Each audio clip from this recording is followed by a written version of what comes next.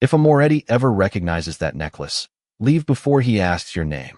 Grace had whispered those words to me when I was 16, then refused to explain them. 11 years later, I remembered her warning beneath the crystal chandeliers of the Moretti Foundation's annual auction in Manhattan. I should have listened. My life belonged to quiet museum halls in Boston, chipped coffee mugs, and conservation rooms that smelled faintly of paper and varnish.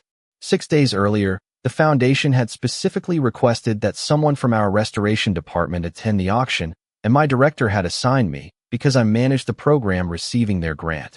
I still did not understand why my presence mattered. I was a conservator, not a fundraiser. The navy dress I wore had cost $40 at a clearance sale. Around me, women wore diamonds bright enough to scatter light across the ballroom walls. Men discussed real estate, elections, and companies worth more money than I could imagine. Outside, October rain traced silver lines down windows 3 stories tall. Inside, a string quartet played while servers moved through the crowd with champagne. I touched the necklace at my throat. I always did when I felt out of place. The pendant was a small silver bird with its wings folded, worn smooth by years beneath my fingers. Grace had given it to me before we left Chicago. She claimed it had belonged to my birth mother, but whenever I asked for the woman's name, Grace's expression closed like a locked door. Miss Brooks, a gray-haired man wearing a foundation pin, appeared beside me. Mr. Moretti would like to hear about your museum's restoration program. My stomach tightened. Everyone in the room knew Damian Moretti. Officially, he was an investor and philanthropist. Unofficially, people lowered their voices when they said his name. I followed the man toward the auction platform.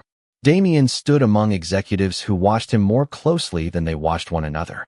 He was taller than I expected, dressed in a black suit with no tie, his dark hair brushed neatly away from his face. He did not laugh with the group. He barely moved. Yet the entire room seemed arranged around his silence. Then he looked at me. His eyes were gray, steady, and unreadable. For 1 second, nothing happened. Then the pendant slipped free from beneath my dress and caught the chandelier light. Damian stopped breathing. I knew it because I stopped too. His gaze fixed on the silver bird. The glass in his hand lowered slowly to the table. He crossed the ballroom without acknowledging anyone who spoke to him. People stepped aside before he reached them. Grace's warning thundered through my memory. Leave before he asks your name. I turned toward the nearest exit, but Damian was already in front of me. He did not touch me. He did not need to. Up close, his control felt heavier than anger. Where did you get that necklace? He asked. My fingers closed around the silver bird. It belonged to my mother. Something broke behind his calm expression. What was her name? I should have lied. Instead, I whispered, Grace Brooks. Damian stared at me as though I had spoken the name of someone long gone. Then his voice dropped low enough that only I could hear it. Grace Brooks was not your mother, Elena. For several seconds, I could hear nothing except the quartet playing somewhere behind us and the quiet rush of rain against the windows. Damian Moretti had spoken calmly, but his words struck harder than a shout. I tightened my hand around the pendant until its edges pressed into my palm. You do not know anything about my family. His gaze did not leave mine. I know Grace Brooks was born in Ohio, never married, and had no biological children. My throat went dry. Grace had raised me for as long as I could remember. She had packed my lunches, sat beside my bed when storms kept me awake, and worked 2 jobs so I could attend college. Whatever records Damian had found did not change that. She was my mother, I said. Maybe not by blood, he replied. But I am not questioning what she meant to you. The restraint in his voice unsettled me more than anger would have. He glanced toward the crowd, then back at me. This is not the place for this conversation. There is no conversation. I stepped around him, but a man in a charcoal suit appeared near the hallway. He did not block me. He simply watched Damian for instruction. My pulse climbed. Damian noticed. No one is keeping you here. He lifted one hand, and the man moved aside immediately. You may leave whenever you choose. Then why does it feel like everyone in this room answers to you? Because most of them do. He said it without pride. That made it worse. I turned toward the exit, but he spoke again before I had taken 3 steps. Your last name was not always Brooks. I stopped. The silver bird felt suddenly cold against my skin. Damian removed a worn photograph from inside his jacket. It was protected by a clear sleeve. He held it out, but did not come closer. Look at it. I should have walked away. Instead, I took the photograph. 3 adults stood in front of a brick townhouse beneath bare winter trees. One was a younger Grace. Beside her stood a dark-haired woman whose eyes looked exactly like mine. A man rested one hand on the woman's shoulder. In front of them was a little girl wearing a red coat and the same silver bird around her neck. My breath caught. I knew that coat. A memory rose without warning. Snow against a car window. Grace crying as she drove. A woman kneeling in front of me and fastening cold silver beneath my chin. I almost dropped the photograph. Who are they? Damian's expression changed. For the first time, I saw something beneath his control that looked like grief. Rebecca and James Hart. His eyes lowered to the child. And that little girl was Elena Hart. I looked up at him. That is not possible. I thought the same thing 15 years ago, when your parents disappeared and Grace vanished with you. The ballroom seemed to tilt beneath my feet. I searched public records in every state. I hired investigators. I followed every address, school registration, and possible name change connected to Grace Brooks. Why? The question came out smaller than I intended. His jaw tightened. Because your family vanished after trying to protect mine. I turned the photograph over. Written in faded blue ink were 5 words that made my hands begin to shake. Keep Elena hidden from Victor Moretti. I stared at the warning until the ink blurred. Who is Victor? I asked. Damian did not answer quickly enough. That silence told me more than any explanation could. You brought me into a room full of people who know your name, showed me a photograph of a life I do not remember, and now you expect me to trust you? I handed the picture back. No, he said. I expect you to be careful. That sounds like a threat. It is a warning. I left before he could say anything else. No one stopped me. The rain had softened to a cold mist by the time I reached the sidewalk, but I could still feel Damian watching from behind the hotel windows. I took a cab to Penn Station, boarded the first train to Boston, and spent the entire ride pressing the silver bird between my fingers while Grace's voice echoed through my mind. She had known this day might come. She had known a Moretti might find me. By the time I reached my apartment, it was nearly 3 in the morning. The hallway light outside my door flickered. My key slid into the lock, but the door opened before I turned it. I froze. Nothing looked broken at first. The couch was where I had left it. My coffee mug still sat beside the sink. Then I saw the bedroom. Every drawer had been opened. My clothes had been moved with careful hands and returned in the wrong order. The wooden box containing Grace's papers sat on my bed with its lid raised. Cash remained inside. So did my passport and her old watch. Whoever had entered had not come to steal. They had come to search. I backed into the hallway and reached for my phone. Do not go inside. Damian's voice came from behind me. I spun around. He stood near the stairwell, rain darkening the shoulders of his coat. 2 men waited 1 floor below, far enough away to give us privacy. You followed me. My Boston security team reached the building before your train arrived. I flew after you left Manhattan. That is not better. No, he said. But it may have kept whoever searched your apartment from waiting for you. I looked at the open door. Was this you? Something cold passed through his eyes. If I wanted Grace's papers, I would have asked. And if I refused? Then, they would remain yours. He placed his phone on the hallway table. Call the police. Call your director. Call anyone you trust. I will not stop you. What do you want? To move you somewhere secure until we know who found you. I am not going anywhere as your prisoner. Then set the terms. The answer surprised me. Men like Damian did not appear to negotiate. They issued instructions and expected the world to arrange itself around them. I keep my phone. No locked doors. No one searches my belongings. I keep every document we find. You answer every question, even when the truth makes you look guilty. Damian studied me. Agreed. Your men stay out of my room. Agreed. And I may leave whenever I choose. You have my word. His voice softened, but its authority remained. You are the first person in 15 years who has made me negotiate, Elena. Do not mistake my agreement for weakness. Damian's Boston residence occupied the top 3 floors of a quiet building overlooking the Charles River, but it did not feel like a home. It felt like a place designed to keep secrets from the world. The elevator opened into a wide room lined with dark wood, tall windows, and shelves that climbed nearly 20 feet toward the ceiling. There were no family photographs, no flowers, no sign that anyone had ever laughed there. Only order. Perfect, cold order. One of Damian's men placed my overnight bag beside a guest room door and left without speaking. I kept my phone in my hand. Damian noticed, but said nothing.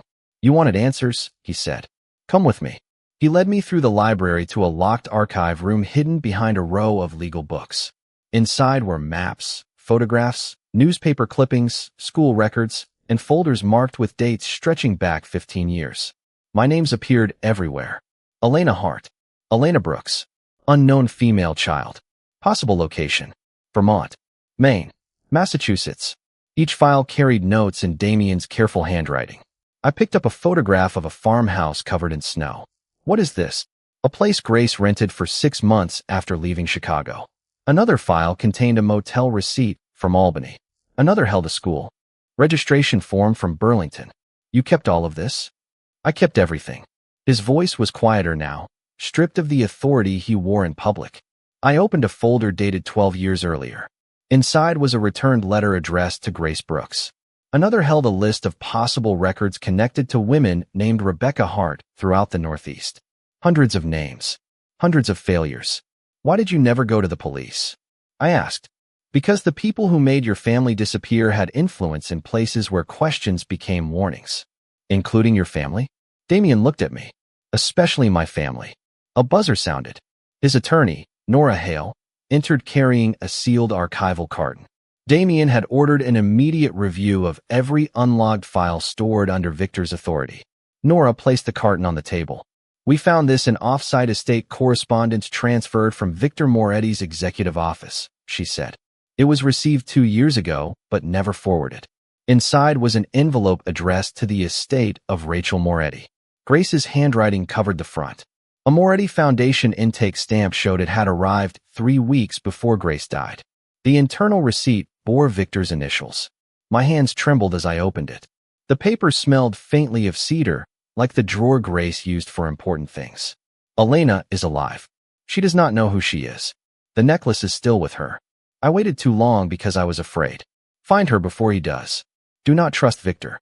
The envelope also contained a certified copy of my original birth certificate and a notarized statement declaring that Elena Brooks and Elena Hart were the same person. I lowered the letter slowly. He intercepted it. Damian stared at Victor's initials.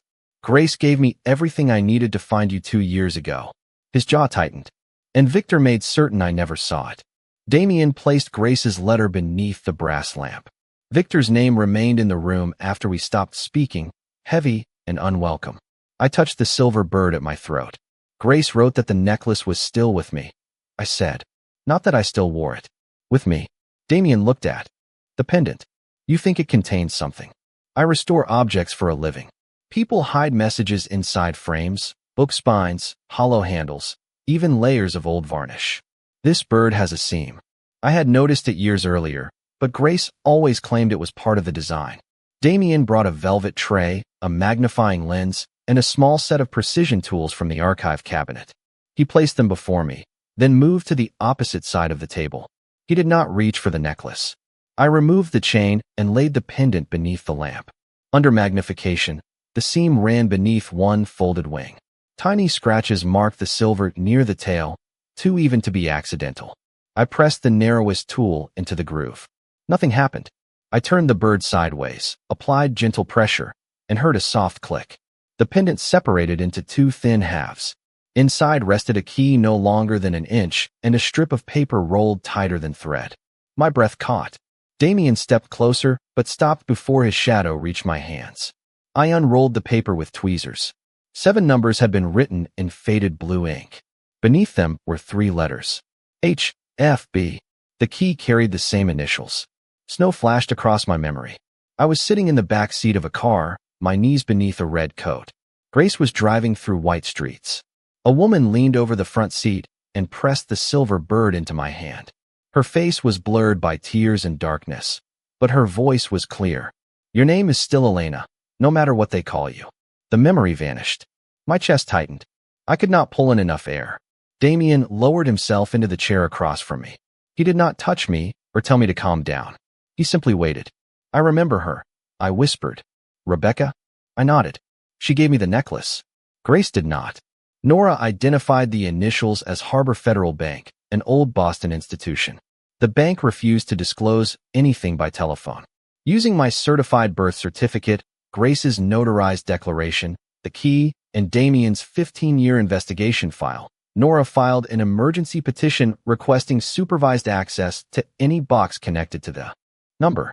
36 hours later, a probate judge issued a narrow order allowing the bank to verify my identity and preserve whatever the box contained. Nora also obtained a copy of the original lease. Rebecca Hart had named Elena Hart as an authorized successor with access upon proof of identity. The annual rental fees had been prepaid for 20 years through a preservation trust established by Rachel Moretti. Rebecca had not been paying from the grave. Rachel had designed the box to remain untouched until I was old enough to find it. Damian stared at the tiny key in my palm. Someone planned for the truth to wait for you. 36 hours later, Damian and I arrived at Harbor Federal Bank beneath a cold late October sky. I had barely slept. Every time I closed my eyes, I heard Rebecca's voice telling me that my name was still Elena.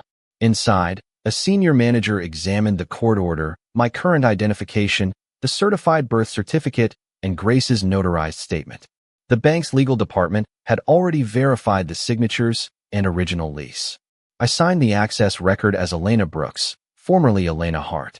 The second name felt unfamiliar, yet strangely correct. The manager led us through a steel door into a private viewing room lined with numbered boxes. She inserted the bank's control key beside mine, turned both locks, and placed a narrow metal container on the table. Then she left us alone. Damian stood several feet away while I lifted the lid. Inside were 3 envelopes, a stack of financial ledgers, an old cassette recorder, and a photograph of Rebecca holding me on her lap. I touched the picture first. She looked younger than I remembered, but her eyes were mine. On the back, she had written, "For Elena, when truth is finally safer than silence." I placed the cassette into the recorder and pushed play. Static filled the room. Then a woman inhaled. "Elena, if you are hearing this, Grace kept her promise." My knees weakened, and I lowered myself into the chair. Rebecca's voice was soft, careful, and alive with fear she was trying to hide. She explained that she and James had managed financial records for Rachel Moretti's charitable foundation. They discovered donations were being redirected through false companies controlled by someone inside the family. Rachel planned to expose the scheme, but the original records disappeared before she could act. Rebecca copied the ledgers and hid them where no one would search. The necklace was Rachel's idea, she said. She believed Damian would recognize it one day. Damian turned toward the wall. His hand closed slowly at his side. Rebecca said Grace had taken me north while she and James remained in Chicago to draw attention away from us. They planned to follow. They never did. Your father made certain I escaped, she whispered. I have carried the cost of his choice every day. Papers rustled on the tape. The man responsible was trusted by the Moretti family. He controlled the accounts, the attorneys, and every message that reached Damian. She paused. He is coming to speak with me tonight. I am leaving this recorder running. If his voice is captured, it may become the proof Rachel never had. The tape continued through several minutes of silence. A door opened somewhere near the recorder. Footsteps crossed the room. Then a man spoke in a calm, familiar voice. Rebecca, you should have left the past buried. Damian picked up one of the ledgers and turned to the final page. Beneath a row of transfers was the same name attached to Grace's intercepted letter. Victor Moretti. The man's voice lasted only a few seconds, but Damian recognized it immediately. I saw certainty settle across his face, followed by something harder to name. Victor had raised him after Rachel died. He had managed the Moretti Foundation, protected the family's reputation, and stood beside Damian through every public crisis. Now his authorization rested beneath the missing transfers, and his voice lived at the end of my mother's recording. The signature could have been forged, Damian said. His words were controlled, but they lacked conviction. The recording could have been altered. I looked at him across the narrow room. You do not believe that. Belief is not evidence. Neither is loyalty. For a moment, the man who commanded crowded rooms disappeared, leaving only a son trying not to lose the last person he considered family. I understood the pain, but understanding did not make me patient. I opened the first ledger and followed the payments through a chain of foundations. Most ended at companies that no longer existed. One name did not. The Hawthorne Cultural Trust had donated to my museum every year since I began working there. Damian read the page beside me. Victor controls that trust. A chill moved through me. My director said the foundation specifically requested someone from restoration attend the auction. Damian called Nora. Within minutes, she sent the internal correspondence and original guest list. The request had not merely named my department. It had named me. Elena Brooks had been added 6 weeks earlier by a representative from the Hawthorne Cultural Trust. My director had been instructed to place me in the reception line nearest Damian's table so I could explain our program personally. Even the introduction beneath the chandelier had been arranged in advance. The necklace had not been discovered by chance. Someone had guided me into that room and waited for the silver bird to catch the light. Victor wanted me to recognize you, Damian said. Why? To find out whether the necklace still existed, I answered, and whether I knew what it contained. Beneath the ledgers was a sealed envelope containing a copy of my museum application, a photograph of me leaving Grace's funeral, and a note dated 3 years earlier. Subject remains unaware. Maintain distance until Moretti makes contact. Victor had known where I was long before Damian did. He had watched my life while Damian followed false addresses across the country. My phone rang. The number was blocked. Damian told me not to answer, but I had spent 15 years living inside other people's decisions. Elena, an older man, said warmly, "You have finally opened the box." Damian's expression changed when he heard the voice. "Victor," the man gave a soft sigh. "Before you decide whom to trust, ask Damian what happened to your father." The call ended. Nora contacted the bank's security office. A gray sedan registered to the Hawthorne Cultural Trust had followed us from Damian's residence and remained across the street since our arrival. Victor had not needed a message from inside the bank. He had been watching the door. Damian did not move after the call ended. The viewing room felt smaller, crowded with ledgers, unanswered questions, and the weight of Victor's final sentence. I placed my phone on the table. What happened to my father? Damian looked toward the closed door, then back at me. James Hart was detained by men on the Moretti payroll after Victor accused him of stealing foundation records. His words were careful, almost formal, as if precision could soften them. I was 20 years old. My mother had just died. Victor controlled every decision around me, and I believed James had betrayed us. My chest tightened. Did you question it? Not soon enough. His voice lowered. 3 days later, I found copies of the transfers and realized James had been protecting Rebecca and my mother's evidence. I ordered that he be released, but Victor had already moved him somewhere outside the official records. Victor told me James escaped. And you believed him? Damian held my gaze. I chose to accept his answer because challenging him would have meant admitting that the only family I had left might have betrayed my mother. So you stayed silent? Yes. One word. No defense. No demand for forgiveness. I searched for James afterward. Then Rebecca. Then you. Every lead passed through people Victor controlled. I did not understand how completely until today. I gathered the photograph, Grace's letter, and the copy of my museum application. Anger steadied my hands. You should have told me before I trusted you. I know. Before you brought me into your home. I know. Before you let me believe you were only trying to help. Damian's expression did not change, but something in his eyes did. I was trying to help. That does not erase what I failed to do. I walked toward the door. He did not block me. No man appeared. No command followed. Where will you go? He asked. Somewhere I can decide what belongs to me and what was chosen by everyone else. He nodded once. My car will take you wherever you ask. I will call a cab. For the first time since we met, Damian looked afraid, not of losing control, but of using it. Then I will not stop you. I returned to my apartment after sunset. The room still felt disturbed, but the silence was mine. I examined Grace's wooden box again. Beneath the felt lining was a tiny silver bird stamped into the wood. When I pressed it, the base lifted. The people who searched the apartment had opened every envelope, but missed the false bottom. Inside was one final letter. Elena, read this only when the silver bird opens. Grace wrote that James had known Victor would never allow all 3 of us to disappear. He stayed behind so Rebecca and I could leave safely. Damian discovered the truth too late, but he spent 15 years trying to correct the cowardice of one decision. Remorse did not make him innocent, Grace wrote, but it proved he had never stopped trying to become a better man. At the bottom was an address in a small coastal town in Maine. Beneath it were 6 words that made the room disappear around me. Your mother is alive. Go alone. I left Boston before sunrise with Grace's letter in my coat pocket and the silver bird resting against my heart. The drive to Maine took nearly 4 hours. Gray ocean appeared between pine trees as the highway narrowed into a quiet coastal road. The address led me to a white cottage overlooking a harbor filled with fishing boats. For 10 minutes, I sat behind the wheel and watched smoke rise from the chimney. I had imagined finding my mother since childhood, but every version had been easier than opening that car door. A woman appeared on the porch before I reached the steps.